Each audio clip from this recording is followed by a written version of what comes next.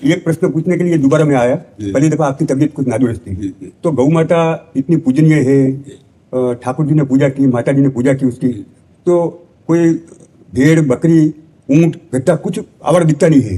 ये गौ माता जहां देखो वहां आवारा घूम रही है। इसका कारण क्या है? कलयुग में लोगों की स्वार्थ बुद्धि विशेष बढ़ गई है।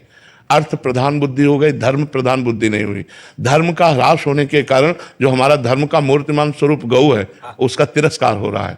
आप संत बड़े बड़े महापुरुषों ने बड़ी बड़ी गौशालाएं खोल करके आदरपूर्वक गौओं की सेवा कर रहे हैं। आज वासना, धन की वासना, भोगों की बढ़ गई, धर्म की हट गई, इसलिए अब घरों में भैंस रखते हैं क्योंकि महंगा दूध जाता है। और गाय कम दूध देती है पर वो धर्म की स्थापना करती है, वो घर का मंगल करती है, घर के विघ्नों का नाश करती है। ये उनको पता नहीं है क्योंकि धर्म का ह्रास होता चला जा रहा है। कलयुग स्वार्थ बुद्धि बढ़ा रहा है। कलयुग में धन की बुद्धि बढ़ रही, धर्म की बुद्धि नहीं।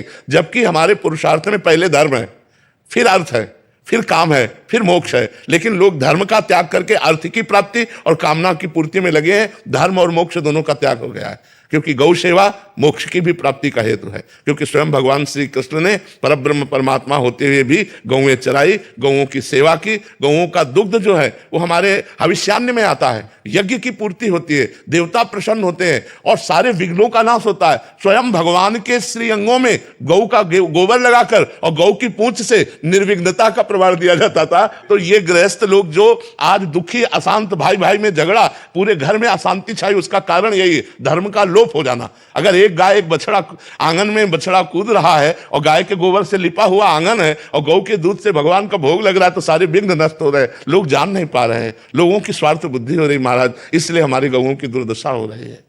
तो आशीर्वाद दीजिए कि क्या इसके लिए अभी कि हर बड़े बड़े नगर और गांव में सार्वजनिक गौशाला हो, जिसमें ये जो हमारी गौएं इधर उधर भटक रही हैं, जो गौओं की सेवा नहीं कर पा रहे हैं स्वार्थवशात, वो उस गौशाला में दें। और उस गौशाला में 10-5 लोग मिल करके अर्थव्यवस्था ऐसी करें कि जो बूढ़ी गायें हैं, जो दूध नहीं देती, जो सांड हैं, जिनका प्रयोग इस समय नहीं हो रहा है। पहले था कि बैलों से जुताई होती थी, अब ट्रैक्टर की जुताई होती है, इसलिए जो नंदी हैं उनका अपमान हो रहा है, नंदियों को ऐसे छोड़ा जा रहा है। तो उनको सब गौशाला में सुरक्षित रखा जाए, जिससे दूसरों को जो कष्ट हो रहा है, दूसरों को भी कष्ट हो रहा है। गाय ऐसे अनाथ छोड़ दी जा रही हैं जिनको भोजन का कष्ट है और वो रोष में आकर के लोगों को फिर दंड देती है।